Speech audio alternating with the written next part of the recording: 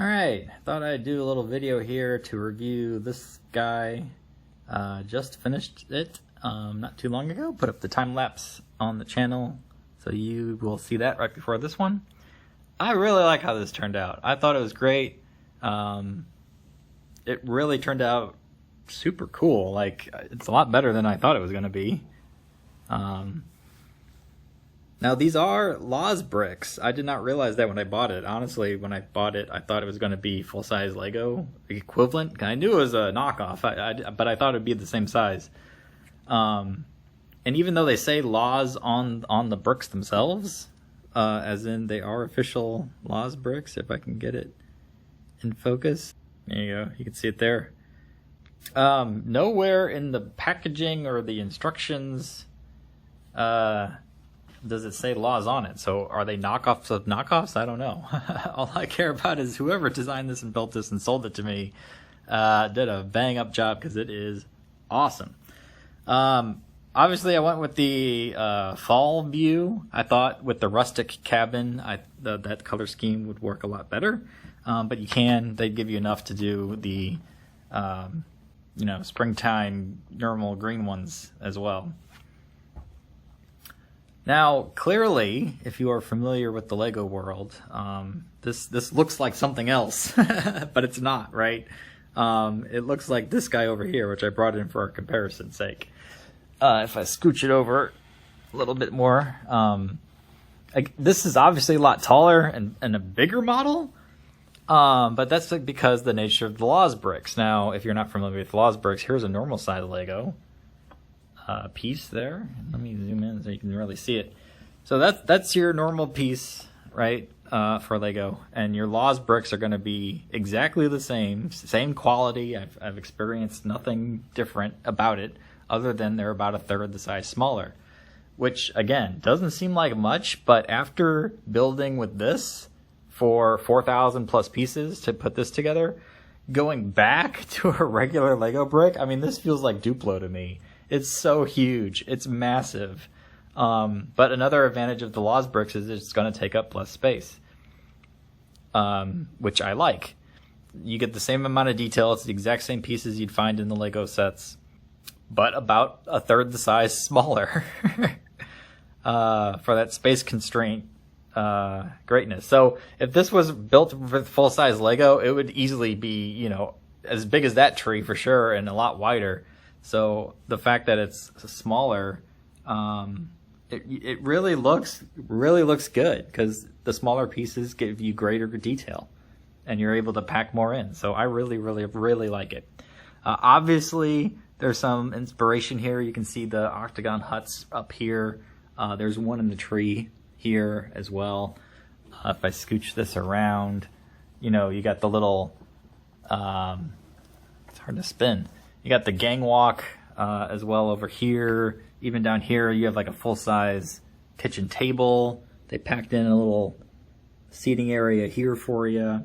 Obviously, there's no house with the original Treehouse. The house is like extra.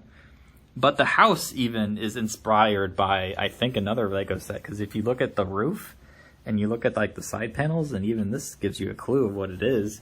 In fact, I have it over here. It's going to be one of my other favorites, the fishing lodge, or whatever that's supposed to be. So you can see inspiration from the roof, inspiration from the panels, goes well with the Laws set. So how I'm going to plan this out is, obviously fishing thing's going to go there. The Treehouse I grabbed from here, the Lego set, and then Mario is over here, is going away, and that's where I'm going to stick the Laws set. I think it's going to blend in, be very well color coordinated, and look fantastic once they're all set in place over there. Both of them even have a swing. So you see this little guy on a swing. I didn't build the minifigs because I always thought they looked kind of dumb in this scale of what they give you. But there is a swing for them if I ever do put them on there. There's a little hidden kitty up in his little house, which he gets, if you can see. There he is. Oop. Stay in focus. I like the little Laws animals. They're kind of neat. They come out nice. All the little Japanese stores over there are Laws sets, and they all have their own little animal with each. with each one. I'll try to open it up here so we can see some insides, because they all come apart if you saw the time lapse. This just lifts up, although I never did this with the tree. Here we go. One thing I noticed, like, okay, so Laws is probably my favorite Lego knockoff brand. High quality bricks, like, I honestly can't really tell the difference in quality between each one. And like I said, it's the exact same pieces, just miniaturized. So I really like it. However, every now and then the quality of a Lego build comes through, because they really make sure that everything's nice and neat and tight and locked step. So with this, like, this is a little loose. This would have never flown in the Lego world. I can tell you that right now. I don't think I built it wrong. It's just the nature of the tree. It's on one of those little spinny bricks, where it connects there. And, yeah, that would have never flown in Lego. Anyway, here's the inside of the first floor. It's like a bedroom. This is going to get a little crazy on me because my stabilizer wants to go nuts. So I'll try to keep it simple and straight. Cool little bedroom. Picture on the wall. Is that a cat? Oh, it's a tree. That's the treehouse. Hey, look. I didn't even notice that when I was building it. That, I betcha, is supposed to be the treehouse. You know, over here. I did not even realize that. Let me set the camera down and try to get the next part off, which might be difficult. Ooh, there we go. So inside, I think this part comes out too. There we go. Oh, there goes the fishing rods. Down below, you have a kitchen area. Very well detailed. Zoom in there too. You get it all with this kitchen. Fully loaded, that's for sure. It's kind of amazing how detailed it actually is when you start to look at it, or certainly when you build it. You don't think, like, all these tiny little pieces all come together so well. And it's so detailed. Like, you can clearly see the oven and the grill and the eggs on the grill and the little knives and little pots and pans and everything. It's really cool. Like I said, whoever designed this did a fantastic job. And I'm so happy I got it, because it so complements what I already got, right? Obviously. And it just looks good as a model too, you know, independently of everything else. So let me try to put this all back together. Okay, we're back. It took some doing. I'll spare you from those details. Yeah, I mean, the overall look and the beauty of it is just phenomenal. Like I said, going with the fall, I think really helps it all pop together. The green, I'm sure it looks nice, but there's so much green down at the bottom, and the like I said, the panels are all green, and it'd been too much, and we're all kind of blurred together with the fall colors. It really blends in and goes very well with the rustic theme of the little cabin. So this is, I mean, it's obvious. This is my favorite Laws set that I have. I don't have too many big ones like this. This is certainly the largest I have. I did do that Ninja Fortress thing. You'll see that in a couple videos past this one, you know, going back in time. And that was cool. But this thing really just knocks it all out of the park and is so awesome. It is really neat. This lifts up too, and you can see the inside of it. I won't try to do that because there's so many leaves in the way. I don't think I can get in quite well. But if you look back at the time lapse, obviously you can see the inside when I'm building it. So I'll reference that in this part here. You even get this cool little water wheel, which I think you're supposed to use this to spin it, but it doesn't do that. So I don't know what the intent was. Maybe it's just for looks and you're supposed to spin it manually.